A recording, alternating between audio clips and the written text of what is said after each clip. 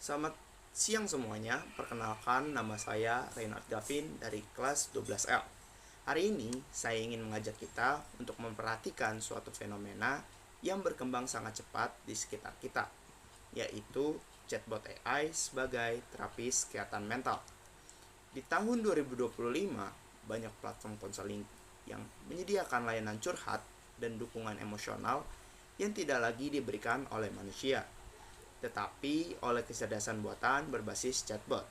Karena tersedia selama 24 jam, bersifat anonim, dan tidak menghakimi, banyak orang merasa lebih nyaman menceritakan masalahnya kepada AI daripada kepada orang lain. Fenomena ini bukan hanya terjadi di luar negeri, tetapi mulai juga tumbuh di Indonesia, terutama pada remaja dan juga mahasiswa. Secara teknis, chatbot bekerja menggunakan machine learning untuk mempelajari pola bahasa manusia. Kemudian, memproses data dalam jumlah besar atau bisa disebut sebagai big data untuk memahami konteks percakapan. Berdasarkan informasi tersebut, AI menyusun algorithmic response, yaitu suatu jawaban otomatis berbasis algoritma yang dirancang menyerupai empati dan juga dukungan emosional. Sistem ini juga memanfaatkan personalization engine sehingga respon yang muncul terasa seolah-olah benar atau cocok dengan kondisi si pengguna. Kedengarannya sangat menjanjikan, bukan? Seperti punya teman curhat yang selalu tersedia kapanpun kita butuh. Tetapi di balik kemudahan itu, ada persoalan serius yang harus kita kritisi. Di antaranya, AI tidak memiliki pengalaman hidup. AI tidak memiliki empati sejati, dan AI tidak memahami rasa sakit emosional manusia. AI hanya mensimulasikan empati berdasarkan pola bahasa. Mungkin dalam percakapan ringan memang bermanfaat, namun bagaimana jika yang dibicarakan adalah trauma masa lalu? Bagaimana jika pengguna memiliki depresi berat, kecemasan ekstrim, atau memiliki pikiran untuk mengakhiri hidupnya? Satu respon yang keliru bisa berdampak pada keputusan yang fatal, dan chatbot tidak dapat bertanggung jawab atas itu. Selain itu, curhat kepada AI berarti seluruh isi emosi kita, seluruh rekaman suara kita, teks, perasaan, pengalaman pribadi kita, semua disimpan sebagai data. Kita tidak pernah tahu apakah data itu akan dipakai untuk pelatihan AI, dipakai untuk perikanan, atau bahkan dijual kepada pihak komersial.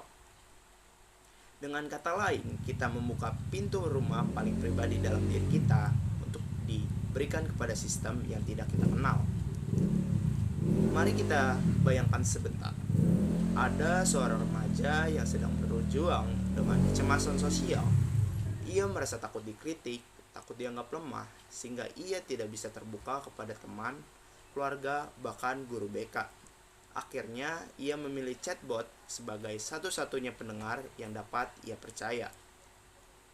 Pada awalnya, respon AI memang terasa hangat dan juga menenangkan.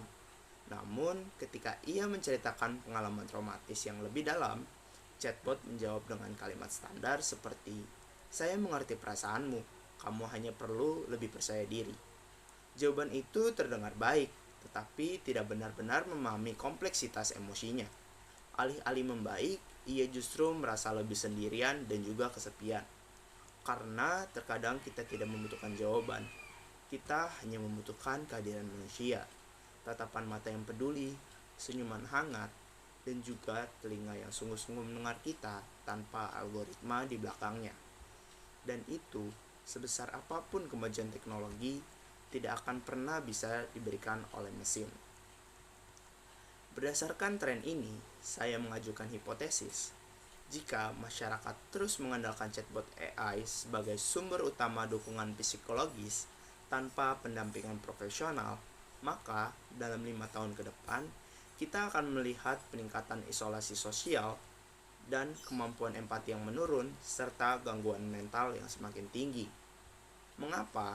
Karena teknologi ini membuat kita bicara tapi tidak benar-benar terhubung.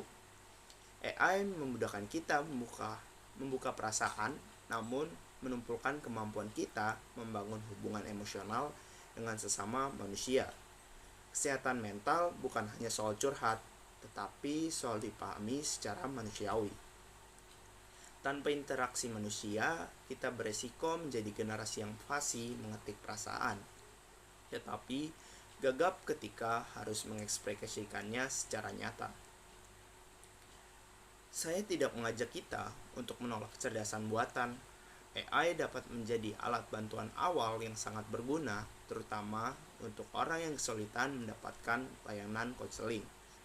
Namun, kita harus menempatkan AI pada posisi yang tepat. AI sebagai pelengkap dan AI bukan sebagai pengganti manusia. Kita memang membutuhkan teknologi, tetapi kita juga membutuhkan kehangatan perasaan seorang manusia.